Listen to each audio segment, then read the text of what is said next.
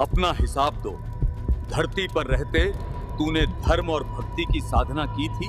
महाराज, मैंने किसी का धन नहीं छीना, न खून किया, और मैंने भक्ति भी की थी। पाप छोड़ना ही धर्म नहीं है, और शास्त्र विरुद्ध भक्ति का नतीजा नरक ही होता है। महाराज, मुझे तो किसी ने बताया ही नहीं कि कौन सी भक्ति सही है। झूठा है तेरा बहाना। देख, पूर्ण परमात्मा स्वयं तेरे द्वार पर आए। परमात्मा कबीर जी ने तुझे ज्ञान दिया, उनका विरोध किया। ये देख तूने क्या किया। बेटा, जो तुम कर रहे हो वो गलत साधना है। जो तुम साधना कर रहे हो उससे तुम्हें कोई लाभ नहीं मिलेगा, बल्कि नरक में डाले जाओगे। बेटा, मेरी प्रार्थना है तुमसे, इस सतभक्ति को ना ठुकराओ।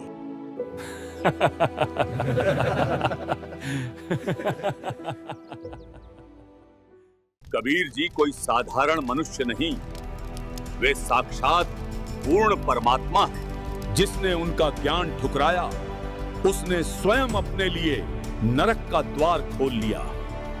हे दुष्ट आत्मा, तेरी कोई माफी नहीं। महाराज, एक मौका और दे दीजिए, मैं अपनी गलती सुधार लूंगा। मानव जन्म दुर्लभ है। जो इस दुर्लभ मौके को खो देता है उसे फिर मानुष जीवन नहीं मिलता। यमदूतो, इसे नरक में डाल दो। मुझे छोड़ दो, मुझे छोड़ दो।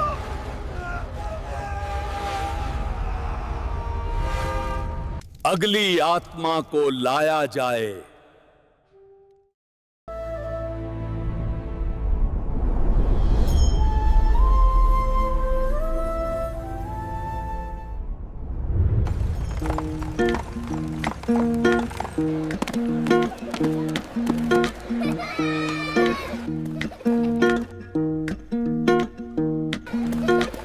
क्या तन मांझता रे एक दिन माटी में मिल जाना।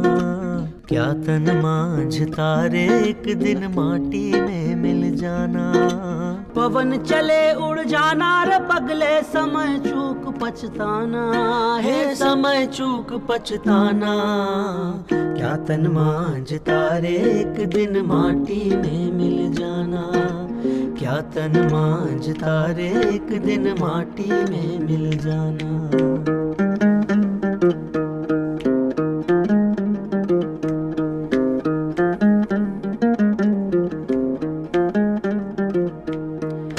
चार जना मिल गढ़ी बनाई, चढ़ा काठ की डोली। चारों तरफ से आग लगा दी, फूंक दई रे जैसे होरी। हे फूंक दई रे जैसे होरी। क्या तन मांझता रे एक दिन माटी में मिल जाना। क्या तन मांझता रे एक दिन माटी में मिल जाना।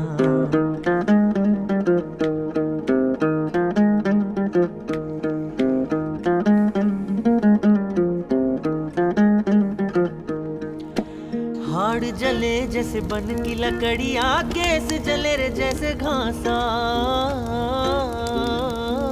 हे हाड़ जले जैसे बन की लकड़ियाँ, केस जले जैसे घासा रे।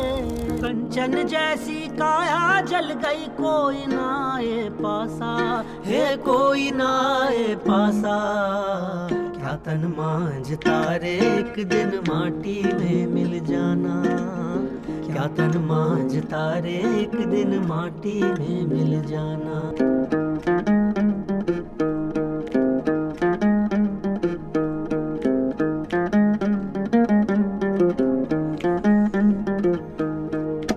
तीन दिना तेरी तिरिया रोवे, तेरा दिना तेरा भाई।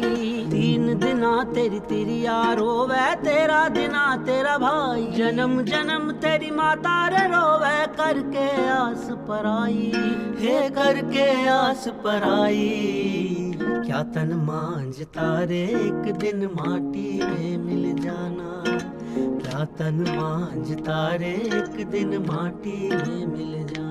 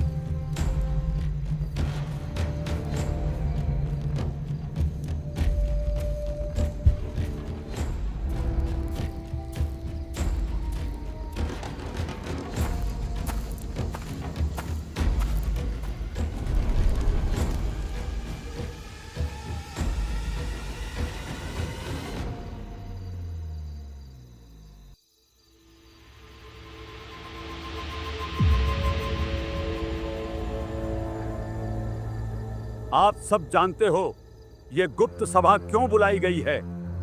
हमें जो शर्मिंदगी झेलनी पड़ रही है, उस जालिम जुलाहे कबीर की वजह से हमें जो अपमान सहना पड़ रहा है, उससे आप सब भली भांति परिचित हो। चाहे गली हो, चाहे कोई चौराहा, चाहे मंदिर हो, चाहे मस्जिद, जैसे हर जगह हमें नीचा दिखाने का मौका ढूंढता फिरता है। उसने तो मानो हमारी जिंदगी में ग्रहण लगा दिया है। मैं अपने साथ हुए बदव्यवहार के बारे में बताता हूँ। मैं काशी के सबसे बड़े भव्य मंदिर में वर्षों से शास्त्र पढ़ाता आया। लोग बड़ी श्रद्धा और आदर से मेरे चरण छूते थे, पर एक दिन अचानक वो जुलाहा कबीर वहां आ पहुंचा। यज्ञ, व्रत, दान ही मोक्ष का मार्ग हैं। यही परंपरा है। आप भोली भाली जनता को गुमराह कर रहे हो। असली दान वही है जिससे आत्मा का उद्धार हो, और उद्धार केवल नाम सुमिरन से होगा। जुलाहे, तू वेदों का अपमान करता है।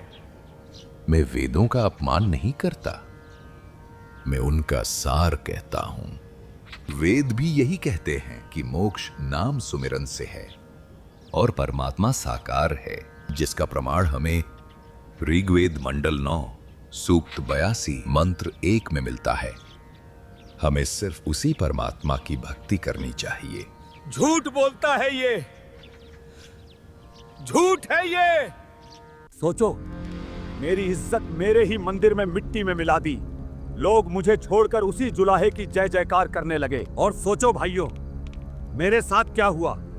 मैं काशी के चौक पर सैकड़ों लोगों के बीच बैठा था। सब मेरे श्लोक सुन रहे थे। तभी ये नीच जुलाहा कबीर वहां आ धमका। धर्म परंपरा से चलता है। जो पीढ़ियों से होता आया वही सही राह है। पंडित जी, क्यों भोली जनता को बहका रहे हो? हम तो युगों से जनता का मार्गदर्शन करते आए हैं। हम तो परंपरागत गुरु हैं। कबीर, तू क्या जाने परंपराओं को। तू तो न हिंदू है न मुसलमान। त्योहार, यात्रा, व्रत और तीर्थ स्नान, यही मोक्ष का मार्ग है। व्रत करें से मुक्ति हो तो अकाल पड़े क्यों मरते हैं? तीर्थ जल में कच्छ और मच्छा जीव बहुत से रहते हैं। ये सब चीजें तो हम जैसे सच्चे गुरु ही बता सकते हैं। भाइयों, सतगुरु वही होता है जो शास्त्रों के अनुसार ज्ञान दे। व्रत करने से मुक्ति नहीं होती पंडित जी। गीता अध्याय 6 श्लोक 16 में भी लिखा है, ये साधना ना तो ज्यादा खाने वाले की ना बिल्कुल न खाने वाले की सफल होती है। बिल्कुल न खाना मतलब व्रत रखना, अर्थात ये व्यर्थ है।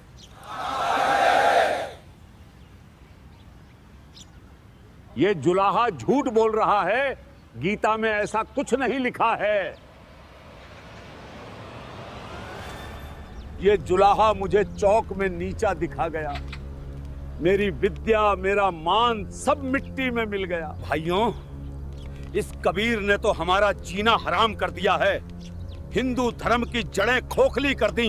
केवल हिंदू ही नहीं, ये जुलाहा मुसलमानों को भी नहीं बख्श रहा है। सुनो मेरे साथ क्या हुआ। ये अल्लाह का घर है।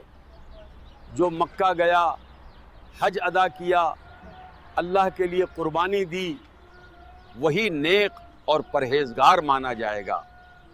यही असल ईमान की निशानी है। मुल्ला जी, मक्का, काशी, काबा सब पत्थर हैं। यहाँ अल्लाह नहीं बसता। असली काबा तुम्हारा दिल है। अगर दिल में खुदा बस जाए तो वही हज है, वही रोजा है। अगर खुदा दिल में नहीं तो उसके लिए 1000 हज भी व्यर्थ हैं। कुर्बानी करनी है तो अपने गुनाहों की करो। नबी मोहम्मद नमस्कार है। राम रसूल कहाया, 1,80,000 को सौगंध जिन नहीं करत चलाया। रोजा बंग नमाज देई थी, बिस्मिल की नहीं बात कही थी। बेजुबान जानवरों को कत्ल करने से अल्लाह तुमसे नाराज हो जाते हैं। ये हमारी इज्जत मिटा देगा। हज व्यर्थ बता रहा है और बिस्मिल करने को गुनाह।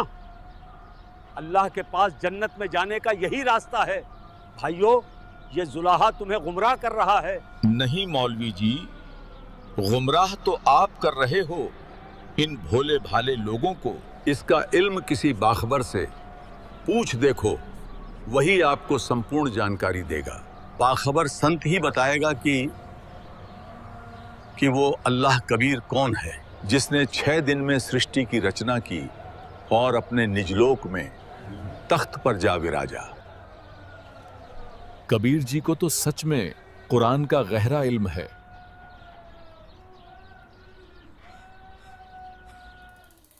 भाइयों, हमारी मस्जिदों में घुसकर ये हमारी आबरू मिटा रहा है। हिंदू हो या मुसलमान, ये सबका दुश्मन बन चुका है। ना तो इसकी हिंदुओं से राम राम है और ना ही मुसलमानों से सलाम। ये कबीर मारे से मरता नहीं, ज्ञान में हारता नहीं। अब हम करें तो करें क्या? हमारी इज्जत मिट्टी में मिल गई। लोग हमें छोड़कर उसी की जय जयकार करते हैं। बस अब बहुत हुआ। लो, हम सब यहीं आत्मदाह कर लेते हैं। जहर खाकर अपनी जान दे दें। ऐसी जिल्लत की जिंदगी जीने से अच्छा है मौत। हौसला रखो, मौत समाधान नहीं है। याद रखो, हम सबका दुश्मन एक है। अगर हम खुद ही हार मानकर जान दे देंगे तो क्या होगा? हमारा दुश्मन तो स्वतः ही जीत जाएगा। एक उपाय है। एक पीर साहब हैं, वे कबीर से उतनी ही नफरत करते हैं जितनी हम करते हैं। वही हमारी मदद करेंगे इस कबीर को रास्ते से हटाने में। अरे मुल्ला जी, जल्दी बताओ, ऐसे कौन पीर साहब हैं जो हमारी मदद कर सकते हैं? उन पीर साहब का नाम है शेख तकी। क्यों ना हम सब मिलकर सिकंदर लोदी के दरबार चलें और पीर शेख तकी जी से मुलाकात करें। आपने बिल्कुल सही कहा। यही आखिरी उम्मीद है हमारी काफिर कबीर से निजात पाने की। हाँ, सही कहा। अगर शेख तकी हमारे साथ हो जाएं तो कबीर को कोई नहीं बचा सकता।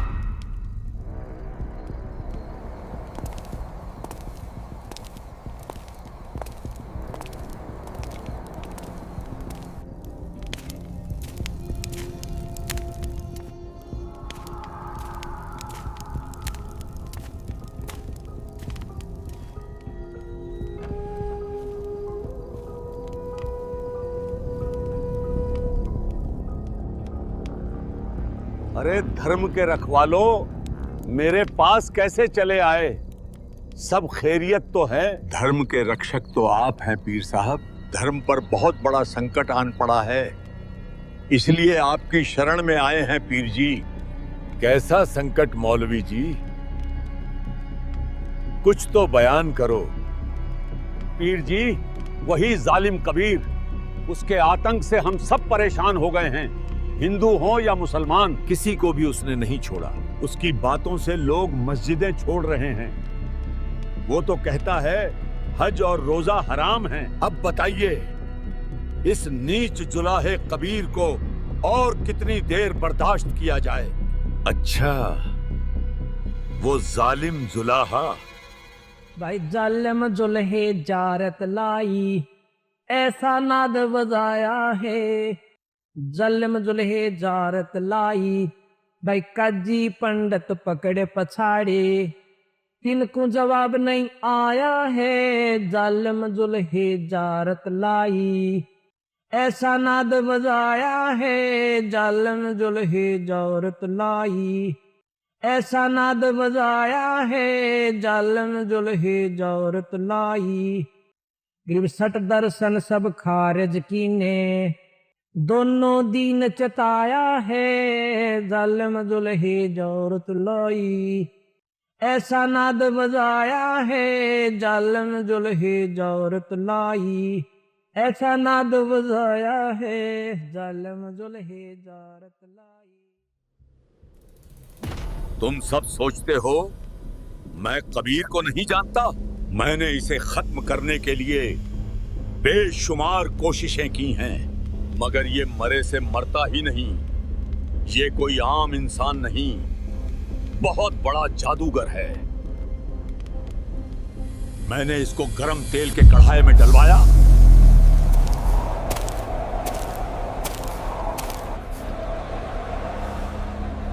मगर उस खौलते तेल का इस पर कोई असर नहीं हुआ।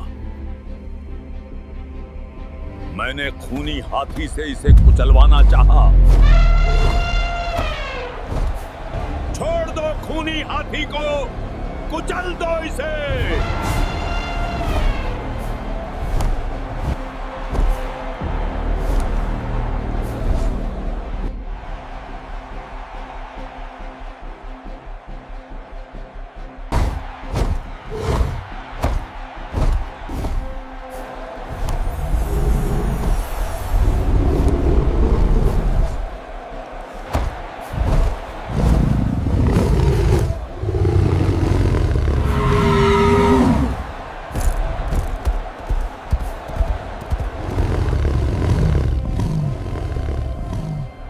फिर से मोड़ इसे, दोबारा तोड़ा इसे उस जुलाहे पर।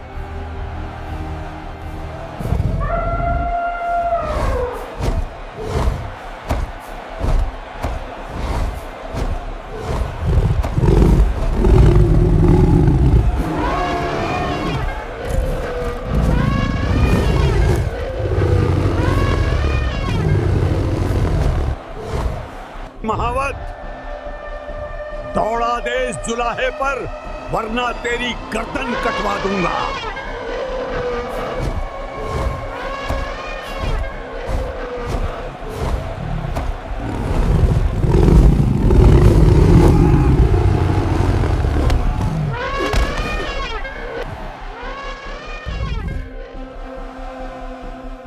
जैसे ही महावत ने हाथी को कबीर परमात्मा की ओर कुचलने के लिए मोड़ा, परमात्मा ने अपनी शक्ति से एक गहरी सिंह को प्रकट किया, जो केवल उस हाथी को दिखाई दे रहा था। हाथी भयंकर सिंह को देखकर कांप उठता और भयभीत होकर मैदान छोड़कर भाग जाता है। पर जब महावत बार बार हाथी को सताने लगा, तो पूर्ण परमात्मा ने करुणा स्वरूप वो सिंह महावत को भी दिखा दिया। ना जाने हाथी और महावत ने ऐसा क्या देख लिया कि दोनों डरकर भाग गए। मैंने इसके घर गुंडे भेजे, उन्होंने इसे तलवार से मारा, लेकिन ये फिर भी नहीं मरा, और यहां तक कि इसने एक मरे हुए लड़के को जिंदा कर दिया। कबीर, अगर तू सच में अल्लाह है तो कर दे इस मुर्दे को जिंदा। वो मुर्दा नदी में बहुत दूर बह गया था। इसने अपने हाथ के इशारे से ऐसा जादू किया कि वो मुर्दा अर्थी समेत वापस आ गया और नदी किनारे आ लगा। वो एक मुर्दा था और दोबारा जीवित नहीं हो सकता था, पर इसने अपनी शब्द के जादू से उस मृत शरीर में आत्मा ही प्रवेश कर दी। हे आत्मा, कबीर हुक्म से पुनः अपने शरीर में प्रवेश कर और उठ जा। कमाल हो गया, कमाल हो गया। सब जोर जोर से इसके जयकारे लगाने लगे और कहने लगे, कमाल हो गया, कमाल हो गया। इसने उस लड़के का नाम ही कमाल रख दिया। और इससे भी बड़ी हद तो तब हुई जब इसने मेरी ही बेटी को, जो कि मृत थी और कब्र में दफन थी। हे शेख तकी की लड़की, जीवित हो।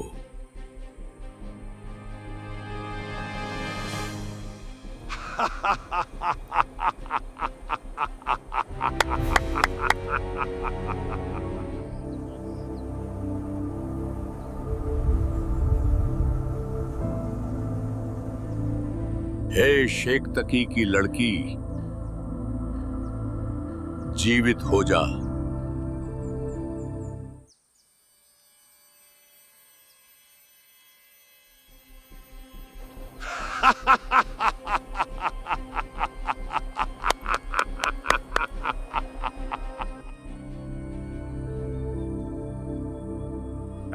थोड़ी ना मुर्दे जिंदे होते हैं, मुर्दे तो कयामत के समय जीवित होते हैं। अगली आत्मा को लाया जाए।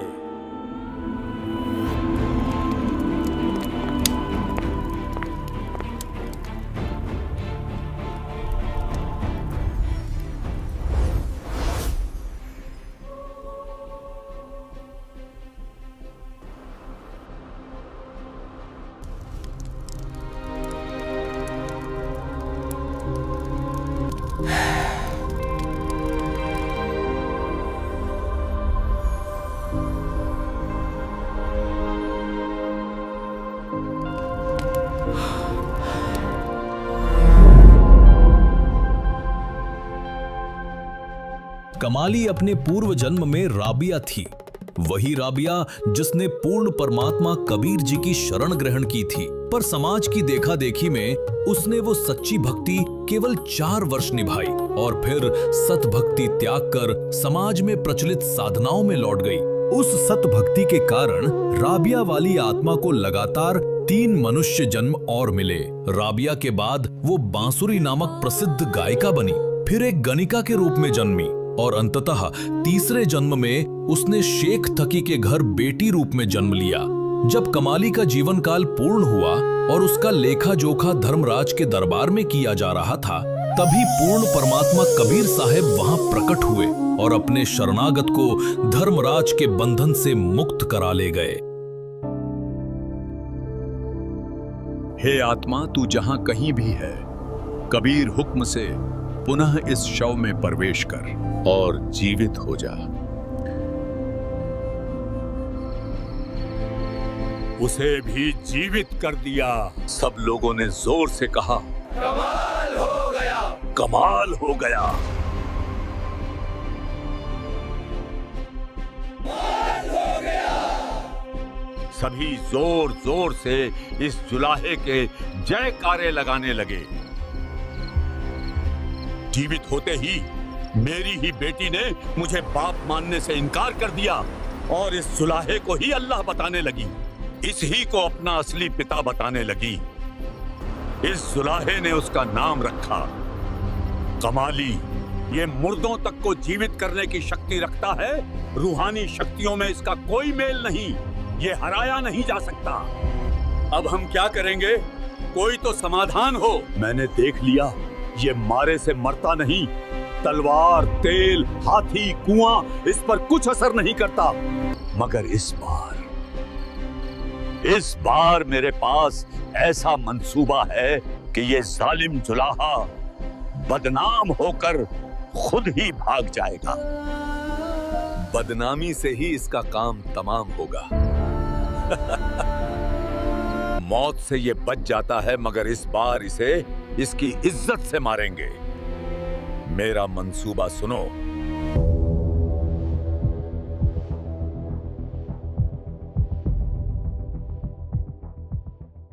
वाह पीर साहब, ना रहेगा बांस, ना बजेगी बांसुरी। बिल्कुल बदनामी से ही अब इस जालिम जुलाहे का काम तमाम होगा।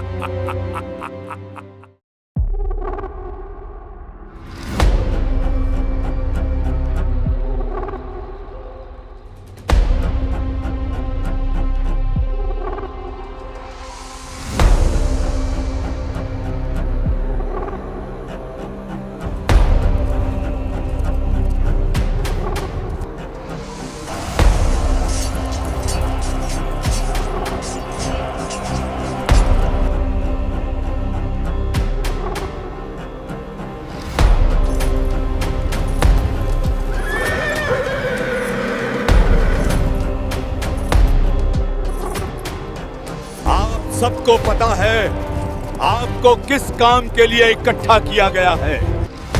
ये पत्र धरती के कोने कोने पर जाना चाहिए, कोई कोना छूटना नहीं चाहिए। आगे बढ़ो, इस पत्र को धरती के कोने कोने में पहुंचा दो।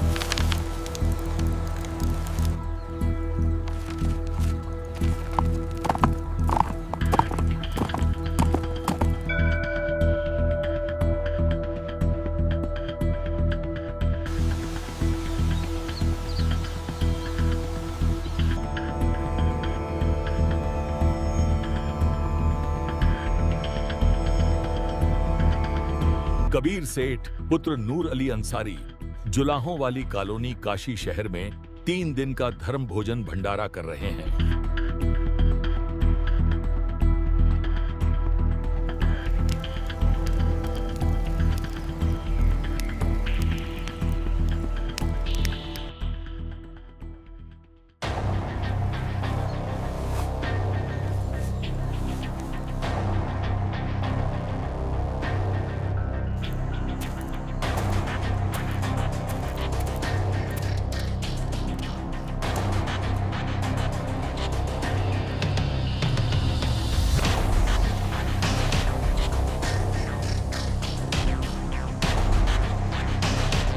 भंडारे का न्योता फैलते ही दूर दराज से साधु संत और फकीर काशी की ओर निकल पड़े।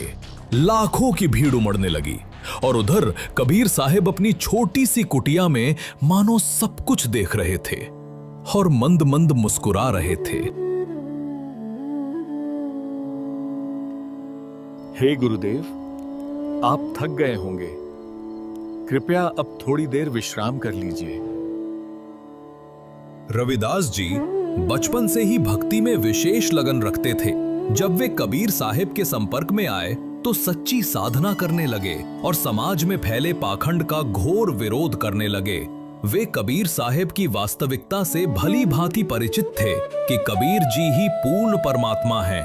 इसलिए वे अपना अधिकतर समय गुरु रूप में प्रकट हुए परमेश्वर के साथ ही बिताते थे। हे परवरदिगार, दास के लिए कोई आदेश हो तो बताइए मालिक। नहीं रविदास, अब तुम भी जाके आराम करो। जो आज्ञा गुरुदेव भगवान। रविदास जी परिस्थितियों से अनजान शांत भाव से अपनी कुटिया की ओर लौट जाते हैं। उधर अंतर्यामी पूर्ण परमात्मा कबीर साहब मंद मंद मुस्कुरा रहे हैं, मानो आने वाले षड्यंत्र को स्पष्ट देख रहे हों।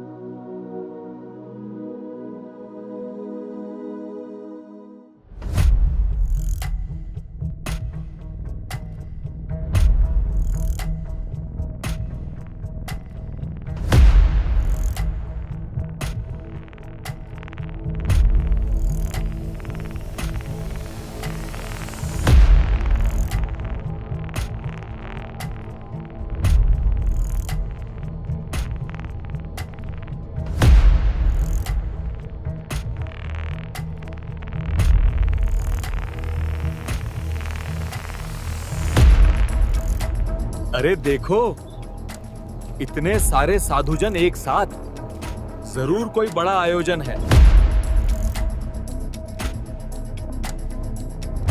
कुछ विशेष जरूर है।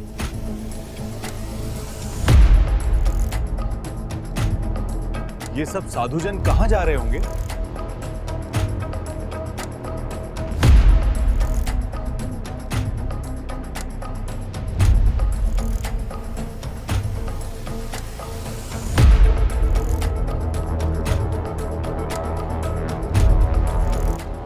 हर तरफ साधु ही साधु हैं।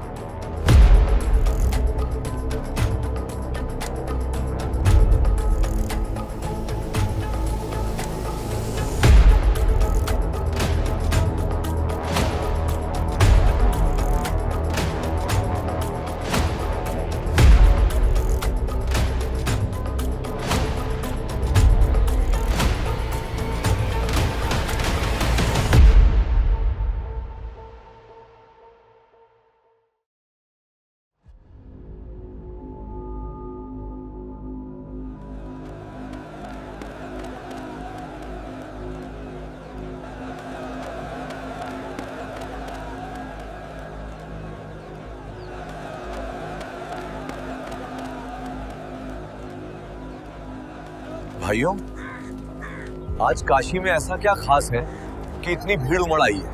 अरे काशी वालों, तुम कौन सी दुनिया में रहते हो? काशी के बहुत बड़े सेठ कबीर जी भंडारा करा रहे हैं, और वो भी 3 दिन का। क्या तुम्हें खबर नहीं? नहीं तो क्या तुम्हें कोई निमंत्रण पत्र भी मिला है? हाँ हाँ, क्यों नहीं। ये देखो, हम बिना बुलावे नहीं आते।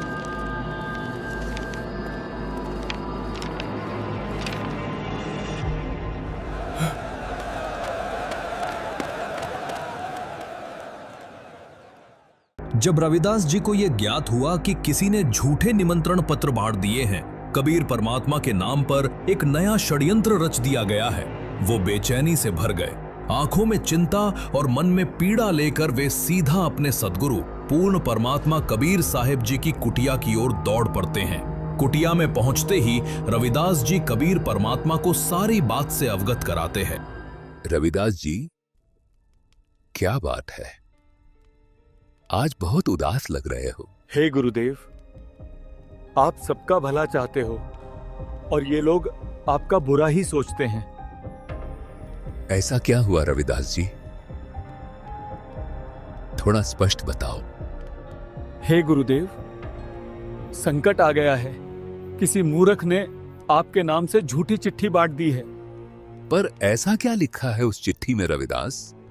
गुरुदेव, उसमें लिखा है कि काशी के सेठ नीरू पुत्र कबीर 3 दिन का भंडारा करवा रहे हैं। सेठ कबीर जी प्रतिदिन भोजन करने वाले को प्रत्येक बार एक दोहर, एक स्वर्ण मोहर और सूखा सीधा भी दान करेंगे। भोजन में सभी प्रकार के मिष्ठान व व्यंजन परोसे जाएंगे। हे गुरुदेव, ये सब आपके खिलाफ भयानक षड्यंत्र है।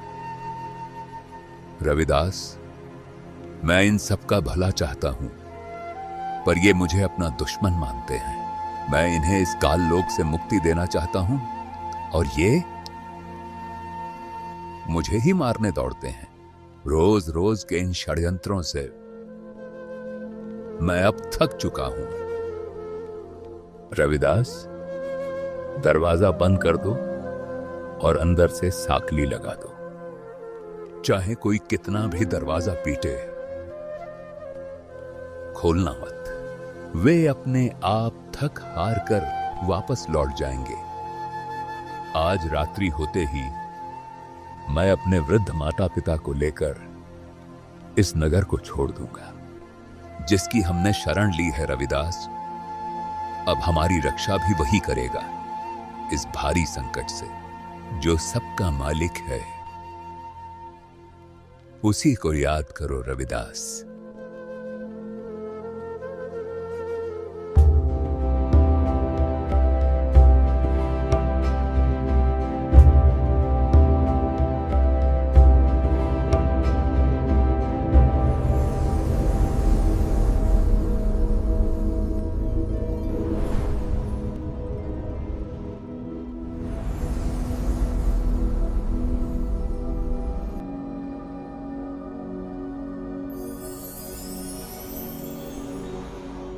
कबीर परमात्मा जी की जय हो। हे पूर्ण परमेश्वर, आपका संदेश मिला। आपके आदेशानुसार असंख्य सेवक तैयार कर दिए गए हैं। वो लोग तो खाकी और कंजूस हैं, जहां समय पर भोजन भी नहीं मिलता। ले जाइए दाता, जितने चाहिए। परमात्मा का आदेश मिलते ही असंख्य बैल तैयार हुए, जिनके ऊपर मोहक भोजन रख दिया गया था।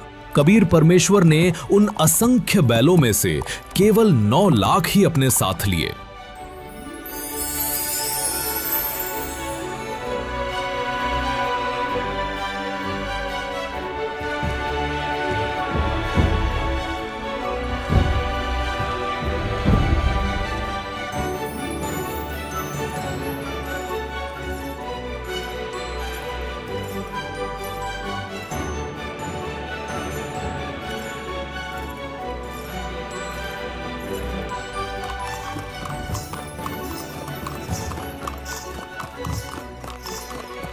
अरे ये कौन सेठ है? कैसा अद्भुत घोड़ा है! और ये बैलों की इतनी बड़ी कतार कहां से आ रही है? और बोरे भरे पड़े हैं लड्डू, जलेबी, कचौड़ी से। ऐसा तो काशी में कभी नहीं हुआ। और ये बैल देखो, जैसे स्वर्ग से उतरे हो। जल्दी चलो, बड़ा स्वादिष्ट भंडारा लग रहा है। कभी न देखे गए बैल, कभी न देखी गई समृद्धि, कभी न देखा गया ऐसा सेठ, और ना ही कभी इतने सुंदर वेशभूषा में सेवादार। षड्यंत्रकारियों ने जिस भंडारे को बदनामी समझा था, वही अब परमात्मा की लीला बनकर काशी में प्रकट हो रहा था।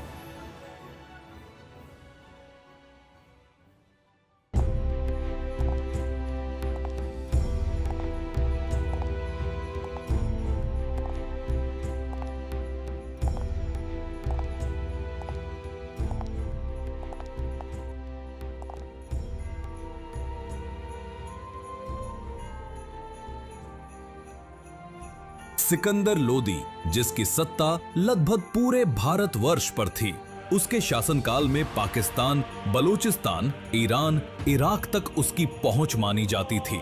लेकिन इतना शक्तिशाली शासक भी एक भयानक रोग से पीड़ित था, जलन का रोग। ऐसा रोग मानो शरीर आग में जल रहा हो, पर आग न हो। न ठीक से खा सकता था, न पी सकता था। बड़े बड़े हकीम, मौलवी, पंडित बुलाए गए, पर कोई इलाज न कर सका। और वही रोग पूर्ण परमात्मा कबीर साहिब के केवल आशीर्वाद रूपी हाथ रखते ही मिट गया। कबीर साहिब जी के अनगिनत चमत्कार देखकर दिल्ली का राजा सिकंदर लोदी उनका शिष्य बन गया था। पर यही बात उसके पीर शेख तकी को नागवार गुजरी। वो ईर्ष्या से जल उठा और कबीर परमात्मा को मिटाने के लिए एक के बाद एक षड्यंत्र रचने लगा।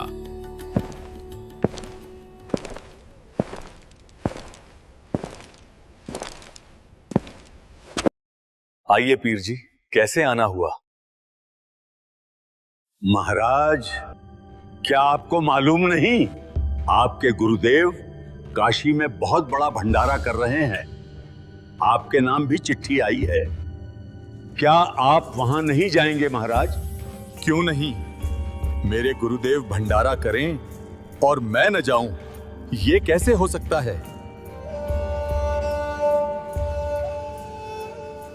सैनिकों, हमारी यात्रा की तैयारी करो। हम तुरंत काशी चलेंगे।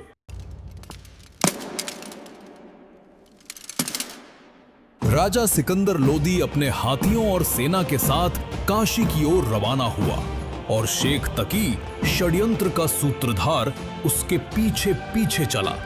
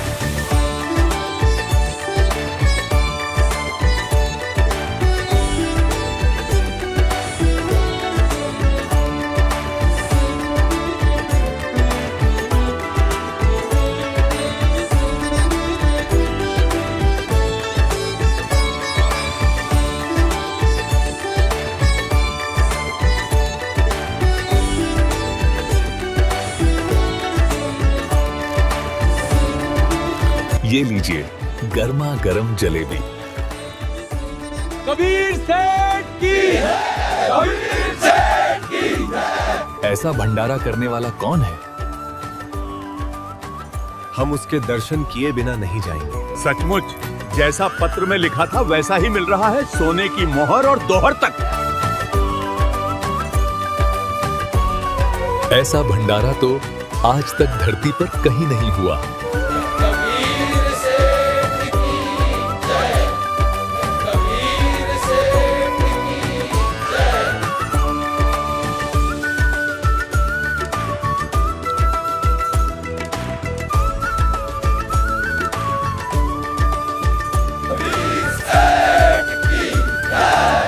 हे अल्लाह,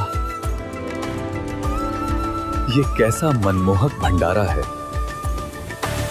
कबीर सेठ की ये भंडारा कैसे चल रहा है? कौन करा रहा है ये सब?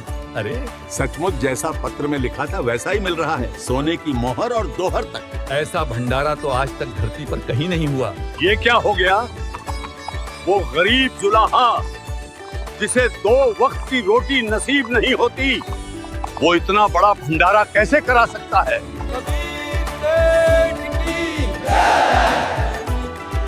ये लीजिए।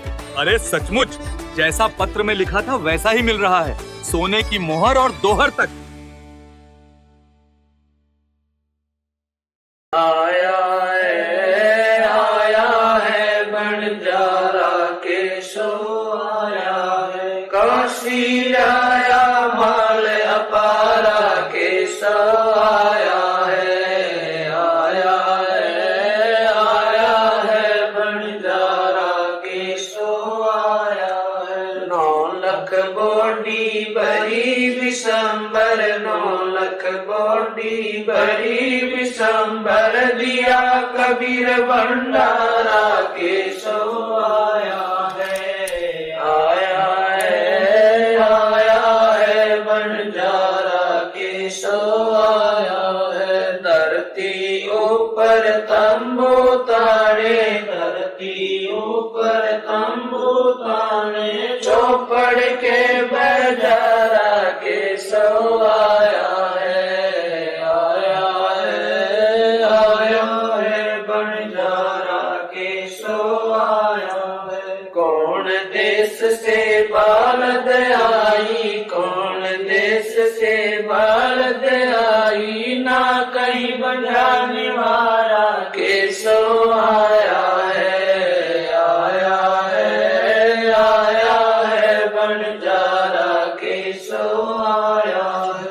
अपरम पार पार गत तेरी, अपरम पार पार गत तेरी, कित उतरी जलधारा के सो आया है। आया है बंजारा के सो आया है। साहूकार नहीं कोई जाके, साहूकार नहीं कोई जाके, काशी नगर मजारा के सो आया है। आया है बंजारा के सो आया है। दास गरीब कलप से उतरे, दास गरीब कलप से उतरे, जिया पे अलख कर तारा के सो आया है। आया है बंजारा के सो आया है। दास गरीब कलप से उतरे, दास गरीब कलप से उतरे, जिया पे अलख कर तारा के सो आया है। आया है बंजारा के सो आया। भक्त जी, मेरे गुरुदेव कबीर जी कहाँ हैं? मैं उनसे मिलना चाहता हूँ। राजन, कबीर जी का तो पता नहीं, पर सामने एक विशाल तंबू में केशव नाम का व्यक्ति बैठा है, जो ये सारी व्यवस्था करा रहे हैं। आप चाहो तो उनसे मिल सकते हो। मान्यवर, आप कौन हैं और भगवान कबीर जी से आपका क्या संबंध है? मेरा नाम केशव है। मैं कबीर जी का पगड़ी बदल मित्र हूं। उनका संदेशा आया था, एक छोटा सा भंडारा करना है। तो दास उनकी सेवा में हाजिर है। छोटा सा भंडारा, 18 लाख आदमी यहां भोजन कर रहे हैं और ये इसे छोटा कहता है। हाँ? परंतु कबीर जी स्वयं क्यों नहीं आए? राजन, जब उनकी मौज होगी वे स्वयं पधारेंगे। दास उनकी सेवा में यहाँ हाजिर हैं। राजन, आपसे प्रार्थना है, आप भी भंडारा ग्रहण करें। नहीं, भंडारा तो मैं अपने गुरुदेव के दर्शन के पश्चात ही ग्रहण करूंगा।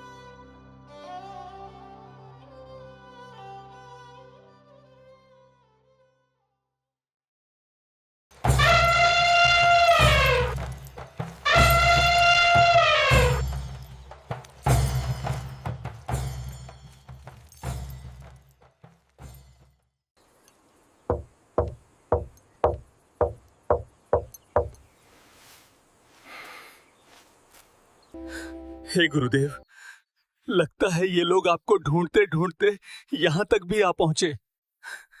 रविदास, तुम दरवाजा मत खोलना। ये लोग दरवाजा पीट पीट कर थक जाएंगे और स्वयं लौट जाएंगे। दरवाजा खोलिए गुरुदेव, आपका दास सिकंदर लोधी आया है। राजन, मैं बहुत दुखी हो चुका हूं। किसी ने मेरे नाम से झूठी चिट्ठी बांट दी है। मैं तो एक गरीब जुलाहा हूं, पूरे दिन जुलाहे का काम करता हूं। ताना बुनता हूं, तब जाकर मुझे 2 वक्त की रोटी भी मुश्किल से नसीब होती है। मैं कहां से भंडारा कराऊंगा? काशी में कोई सेठ भी नहीं है जो मुझ गरीब को उधार दे। सिकंदर, मैं इन रोज रोज के इन षड्यंत्रों से परेशान हो गया हूं। आज रात होते ही मैं अपने परिवार को लेकर इस नगर को छोड़ दूंगा।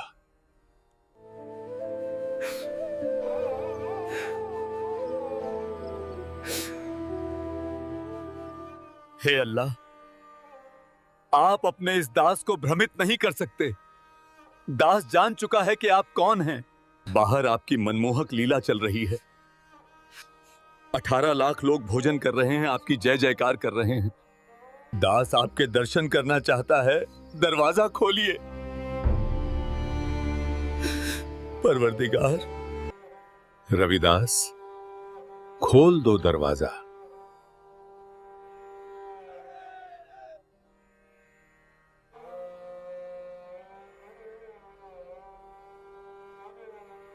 गुरुदेव, मेरे परवरदिगार, आप ही अल्लाह, आप ही मालिक हैं।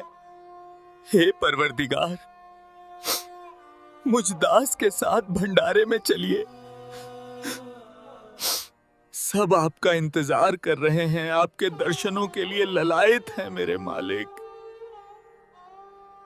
दिल्ली के बादशाह सिकंदर लोदी के आग्रह पर पूर्ण परमात्मा कबीर साहिब अपनी कुटिया से भंडारे के लिए चल पड़ते हैं।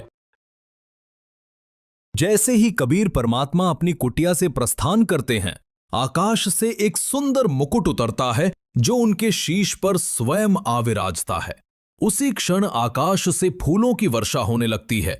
दिल्ली का राजा सिकंदर लोदी अपने गुरुदेव कबीर परमात्मा को शाही हाथी पर बिठाता है और श्रद्धा से उनके ऊपर चमर सेवा करता हुआ भंडारे की ओर प्रस्थान करता है। जब कबीर परमात्मा उस दिव्य भंडारे के समीप पहुंचते हैं तो वहां उपस्थित असंख्य साधु संत उत्साह और भक्ति में डूबकर जयकारे लगाने लगते हैं।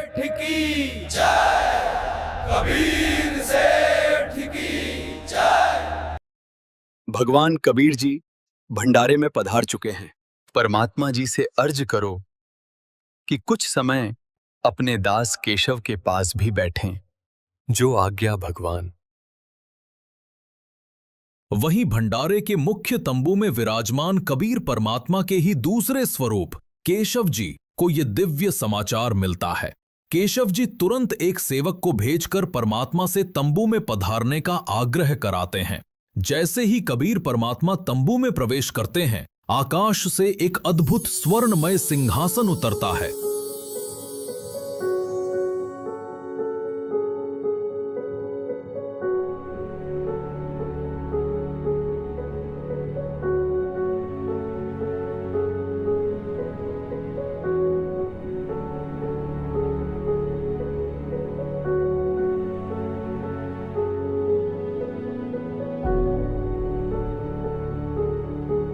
जिस पर स्वतः ही एक मनमोहक रेशमी आच्छादन बिछ जाता है। पूरा वातावरण जयकारों से गूंज उठता है और फिर आरंभ होती है वो दिव्य ज्ञान चर्चा, जहां स्वामी और सेवक दोनों एक ही सत्य के दो रूप बनकर विराजते हैं। हे परमपिता, सारी सृष्टि के सृजनहार, आप इस गंदे लोक में क्यों आ गए? हे परमात्मा, आपने इस जीव लोक के लिए वो हंसलोक सतलोक क्यों छोड़ दिया? सतलोक में दूध की नदियां बहती हैं, अविनाशी बाग हैं, गगन में दिव्य फव्वारे झरते हैं। वो सब छोड़कर आप यहां क्यों आए, इस जीव लोक में? यहां तो झूठ है, कपट है, छल है, द्वेष है। आप इनके भले की सोचते हो, पर ये आप ही के लिए बुरा सोचते हैं। आपके लिए रोज षड्यंत्र रचते हैं, फिर भी आप इनके बीच रहते हो। हे सृजनहार, आप ये सब कैसे सहते हो? यहां सतलोक जैसा कुछ भी नहीं है। ना गगन में फव्वारे हैं, ना ही अविनाशी बाग, ना दूध की नदियां हैं, ना ही आनंदमयी छटा। ना तो यहां नूर के नगर हैं, ना ही हीरे पन्ने जड़े हुए पहाड़। इस जीव लोक का हाल देखकर मेरा मन चिंता से व्याकुल हो उठा है। यहां तो एक पल भी बिताना मुश्किल है। मैं तो पागल जैसा हो रहा हूं। पर आप इन जीवों के बीच ही रह रहे हो, ऐसी घृणित स्थिति में, वो भी इनके ही भले के लिए। धन्य है परमात्मा आप। इन दुष्ट प्राणियों और इनके इस गंदे लोक को क्यों नहीं त्याग देते, क्यों नहीं छोड़ देते? मेरी अरज है मालिक, अपने उस अमर लोक सतलोक में लौट चलिए। सुनो केशव, अब मैं तुम्हें वास्तविक बात बताता हूं। केशव, मेरा प्रवेश सर्व लोकों में है और मैं सभी लोकों का धारण पोषण करता हूं। जैसे चुंबक में लोहे को अपनी ओर खींचने की शक्ति होती है, पर यदि लोहे में जंग लग जाए तो चुंबक भी उसे खींच नहीं पाता। वैसे ही जब आत्मा पर पाप की परत चढ़ जाती है तो उसका मेल परमात्मा से नहीं हो पाता। पाप के कारण आत्मा परमात्मा से दूर हो जाती है। हे केशव, सर्वप्रथम मैं इन जीवों को ऐसा मंत्र दूंगा जिससे इनके पाप का नाश होगा और फिर मैं इन्हें अपने साथ वैसे ही जोड़ लूंगा जैसे चुंबक जंग रहित लोहे को अपने साथ जोड़ लेती है, और फिर इन्हें अपने साथ वापस सतलोक ले जाऊंगा। हे परमात्मा, आप इनसे भक्ति कराना चाहते हैं, पर सोचिए ये कैसे आपका नाम जपेंगे इस नरक रूपी हाड़ चाम के शरीर में? इनके भीतर कैसे भक्ति का भाव उत्पन्न होगा? इस अशुद्ध देह में वास्तव में ये शरीर तो नरक का पात्र है। इनके शरीर में गंदगी भरी पड़ी है, खून, पेशाब, बिष्टा सब भीतर लिए घूमते हैं। फिर भी ये जीव घमंड और अहंकार लेकर चलते हैं। इस जीवलोक की धरती ऐसी है कि यहां तो एक कदम रखने पर भी दंड लगता है, पाप लगता है। कितने सूक्ष्म जीव तो पैरों तले कुचलकर मर जाते हैं। फिर भी ये जीव अपने पापों से अनजान अहंकार में जीते हैं। ये मनुष्य तो बहुत ही गंदे हैं, हमेशा झगड़ा करने को उतारू रहते हैं। यम हमेशा इनके सिर पे बैठा है, फिर भी दिन रात व्यर्थ में मगन होकर घूमते हैं। मौत हर घड़ी इन्हें घेरती है, फिर भी इन्हें घमंड है, अभिमान है। ये जीव तो आपके साथ बुरा करने में कोई कसर नहीं छोड़ते, और आप फिर भी इनका भला चाहते हो। हे परमात्मा, मैंने आप जैसा साधु कहीं नहीं देखा, ना ही आप जैसा परमार्थी। मेरी अर्ज है मालिक, अपने उस अमर लोक सतलोक में लौट चलिए। केशव, तुमने पूछा था कि इस हाड़ चाम के शरीर में जो गंदगी से भरा है, इसमें भक्ति कैसे पनपेगी? तो सुनो, जिस प्रकार इस ही हाड़ चाम के शरीर में रक्त और मांस के बीच भी अमृत स्वरूप दूध उत्पन्न होता है, वैसे ही इस शरीर में भक्ति भी पनपेगी। वो भक्ति सिर्फ मेरे द्वारा दिए गए मंत्र से बनेगी, और वही मंत्र जीवों को इस काल लोक से छुड़ाकर परम लोक सतलोक तक पहुंचाएगा। केशव, मैं हर युग में आता हूं, सतयुग में सत सुकृत नाम से, त्रेता में मुनिंदर नाम से, द्वापर में करुणामयी नाम से, और कलयुग में अपने वास्तविक नाम कबीर नाम से। इसके अतिरिक्त भी मैं साधारण साधु संत की भूमिका निभाकर जीवों को सतभक्ति का ज्ञान देने की कोशिश करता हूं, पर ये जीव ये एक नहीं समझते, ना मेरा ज्ञान सुनना चाहते हैं, बल्कि मेरी बात को न समझकर मुझे ही मारने दौड़ते हैं। हे केशव, मैं अलग अलग भेष धरकर कभी जिंदा महात्मा, कभी साधु, तो कभी फकीर बनकर घर घर गया। इन सभी जीवों ने काल द्वारा फैलाया हुआ अज्ञान इतना अधिक सुना है कि मेरे द्वारा दिया गया सद्ज्ञान इन्हें कड़वा लगता है।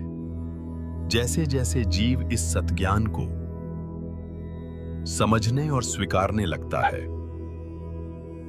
मैं उसे वास्तविक मंत्र देता हूं और इस काल लोक से मुक्त करा देता हूं। इसलिए मैं बंधनों से मुक्त कराने वाला बंदी छोड़ भी कहलाता हूं। केशव और परमात्मा की ये चर्चा 8 पहर तक चली। ये ऐसा चमत्कार था कि मैदान में उपस्थित प्रत्येक व्यक्ति इस चर्चा को सुन पा रहा था। कबीर साहेब की जय, केशव सेठ की जय। परमात्मा के सत्संग को सुनकर लाखों व्यक्तियों ने नाम लिया और उनकी जय जयकार की। पर कहते हैं ना, दुष्ट ना छोड़े दुष्टता।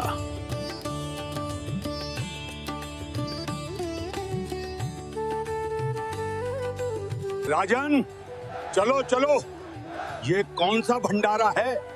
ऐसे ऐसे भंडारे तो हम 100 कर दें। ये तो महोत्सव है, तमाशा है बस। शेख तकी ने कबीर परमात्मा पर जुल्मों की हद पार कर दी थी। उसने अनगिनत षड्यंत्र रचे, पर इतना बड़ा चमत्कार देखने के बाद भी वो ईर्ष्या के वश होकर कबीर परमात्मा के खिलाफ ही बोला और ये गलती उसकी आखिरी गलती बनने वाली थी। उसी क्षण उसे मानो लकवा मार गया। उसकी सुनने और बोलने की शक्ति छिन गई। वह गूंगा बहरा हो गया। सिमटे भेक इकट्ठा हुआ काजी पंडित माही, गरीबदास चट्ठा फिरा जम्बूदीप सब ठाई। मसलत करीब में लाप से जीवन जन्म कछु नाही, गरीबदास मेला सही बेक सिमटे ताही। सेतु बंद रामेश्वरम द्वारका गढ़ गिरनारी, गरीबदास मुल्तान मग ये आए भेख अपार। हरिद्वार बद्री विनोद गंगा और केदार, गरीबदास पूरब सजे ना कुछ किया विचार। 18 लाख दफ्तर चढ़े अस्तल बंद मुकाम, गरीबदास अनाथ जीव और कहते उस धाम। बेख देख रविदास जी गए कबीरा पास, गरीबदास रैदास कहे छूटा काशी बास। लाए तार लौलीन होए रूप विहंगम माही, गरीबदास जुल्हा गया वो अगमपुरी नज ठाही। जहाँ बॉडी असंख्य सूर्य बंजारे और बैल, गरीबदास अगमपुरी हुई काशी कुसेल। जर्द श्वेत और हरे नग बॉडी भरी अनंत, गरीबदास ऐसे कहा लो कबीर भगवंत। अनंत कोट बालद सजी तास लई 9 लाख, गरीबदास के 100 कला एक पलकपुर जाके। ओ खाखी खंजू से पूरे अंजल का अधिकार, गरीबदास ऐसे कहा सुन तू सिरजनहार। जहाँ कल्प ऐसी करी चौपड़ के बाजार, गरीबदास तंबू तने वहाँ पचरंग झंडे सारे। खुला भंडारा गैब का बिन चिट्ठी बिन नामे, गरीबदास मुक्ता तुले धन के 100 बलि जाऊं मैं। जिन्ने जनवा तुल हैं बूरा घरत और दाल, गरीबदास आटे अटक ये लेवे मुक्ता माल। कस्तूरी पान मिठाइयाँ लड्डू जलेबी चंगेर, गरीबदास नुक्ती ने रखे जैसे भंडारी कुबेर। बिना पकाया पक रहा उतरे अरस खमीरी, गरीबदास मेला शुरू हुआ जय जय होत कबीर। सकल संप्रदा तृप्ति 3 दिन जोनार, गरीबदास सठ दर्शनम सीधे गंज अपार। शाह सिकंदर को सोनी धन कबीर बलि जाऊं मैं, गरीबदास मेले चलो मम हृदय दर पाऊं। कहे कबीर सुन साहा तू ये भेख बिगाड़ा काम, गरीबदास कैसे चलूं मो गठरी नहीं दाम है। नहीं काशी में साह कोए मोहे उधारा देत, गरीबदास ताना तनु जब कुणबे की सुध लेत। मैं आधीन निकट हूँ उदर बर मोहे, गरीबदास माता दुखी और मोमन है छोए। एक कबीर तुम अल्लाह हो पलक बीच परवाह, गरीबदास कर जोड़ कर ऐसे कहता सा। तुम दयाल दरवेश हो धर आए नर रूप, गरीबदास ऐसे कहे सहा सिकंदर भूप। उठे कबीर कर्म किया बरसे फूल आकाश, गरीबदास मेले चले वह चोर करत रविदास। 3 एक चंडोले में रैदास शाह कबीर, गरीबदास चौरा करे वो बादशाह बलबीर। मुकुट मनोहर बांध कर चढ़े फील कबीर, गरीबदास उस पूरी में कोई न धर है धीर।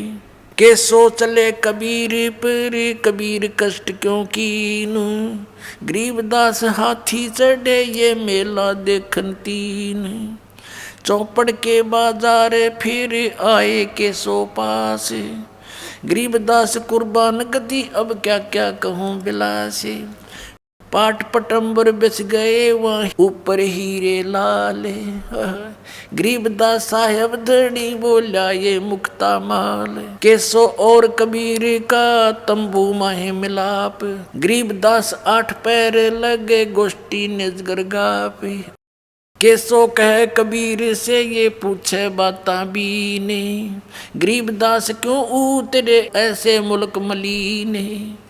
खान पान की इच्छ जित नहीं अदर बिमाने, गरीबदास यो लोक जीवे छाड़ा मुल्क अमाने। झूठ कपट इस लोक में पाप पुण्य व्यवहार, गरीबदास के सो कहे ये कैसे रेन तुम्हारे। नहीं अदर सरवरता हाँ नहीं अदर कोई बाग, गरीबदास के सो कहे क्यों नहीं देते त्याग।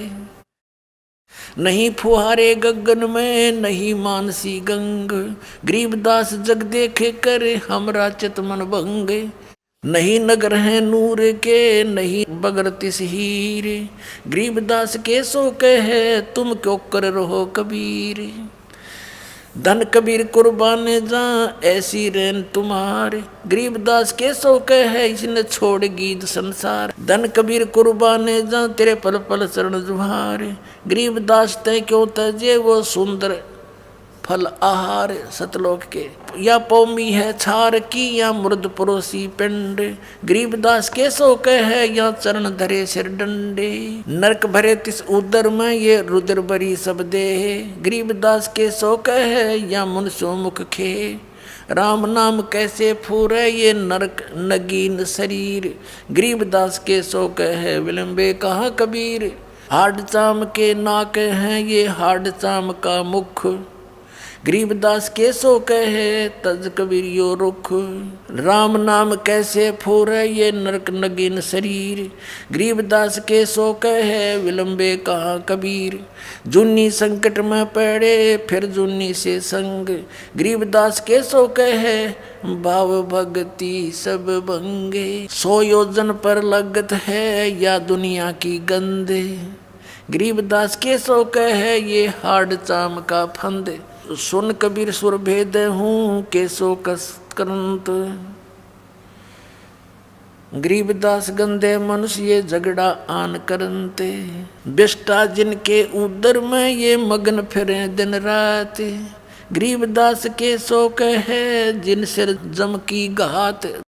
अजब अहंकारी मनुष्य हैं सुन कबीर मम ज्ञान, गरीबदास के सो कहे इन कैसा ज्ञान और ध्यान।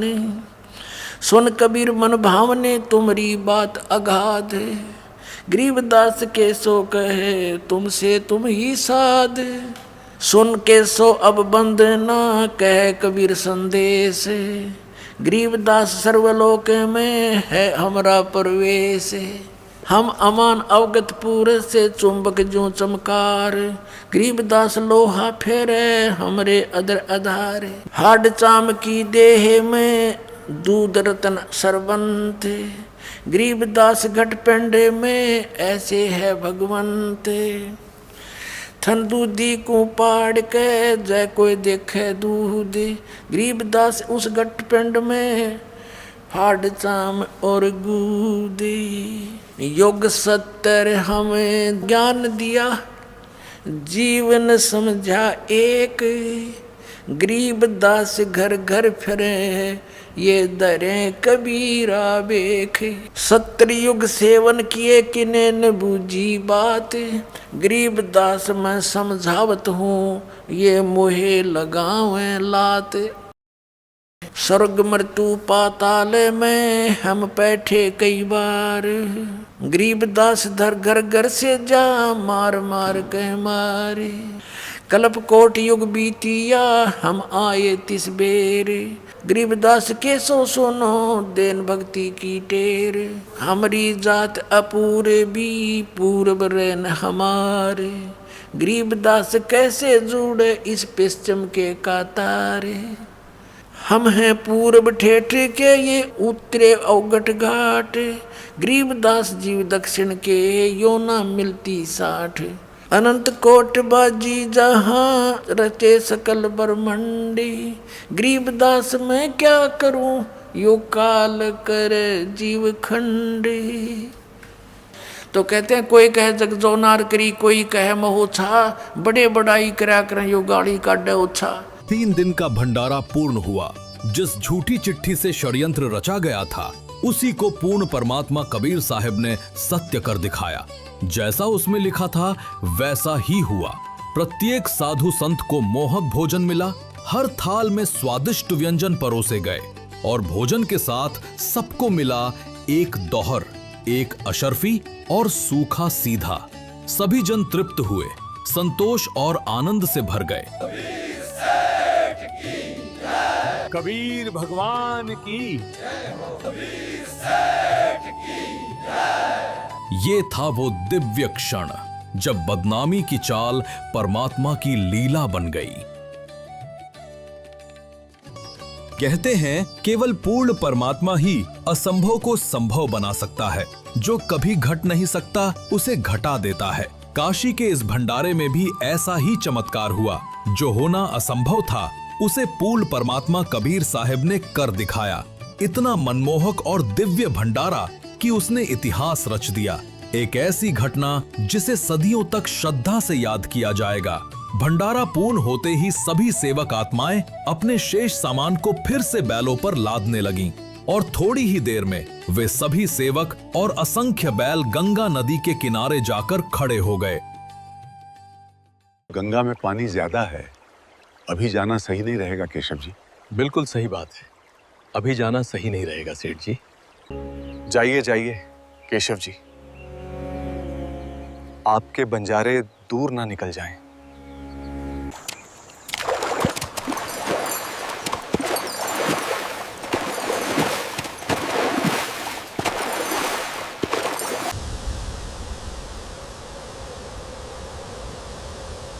ये क्या,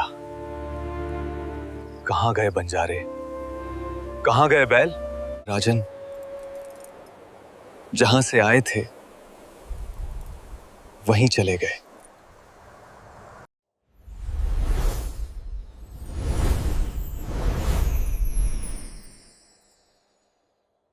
जब सब लोग इस दिव्य दृश्य को देखकर आश्चर्यचकित खड़े थे, उसी क्षण एक और चमत्कार घटित हुआ। केशव रूप धीरे धीरे प्रकाश में विलीन होने लगे और कुछ ही पलों में वे पूर्ण परमात्मा कबीर साहिब जी में समा गए। अब वहां केवल एक ही स्वरूप शेष था, स्वयं सृष्टिकर्ता पूर्ण परमात्मा का। यह दृश्य साक्षी था उस सत्य का कि पूर्ण परमात्मा के लिए कुछ भी असंभव नहीं होता। उन्होंने इस षड्यंत्र को न केवल निष्फल किया बल्कि संसार के लिए एक उदाहरण प्रस्तुत किया। न गरीब में भेद करता है न अमीर में। समय आने पर वो अपने भक्तों की रक्षा के लिए असंख्य भेष धारण करता है और अपनी लीला से सिद्ध करता है कि वही है सृष्टि का पालनहार, वही है पूर्ण परमात्मा। ये अनमोल ज्ञान जगत गुरु तत्वदर्शी संत रामपाल जी महाराज के सत्संग का अंश मात्र है। संपूर्ण आध्यात्मिक ज्ञान के लिए सुनिए संत रामपाल जी महाराज के मंगल प्रवचन। आप संत रामपाल जी महाराज जी के मंगल प्रवचन संत रामपाल जी महाराज एप्लीकेशन पर भी सुन सकते हैं तथा उनके द्वारा लिखित पुस्तकें भी डाउनलोड कर सकते हैं। सत साहिब।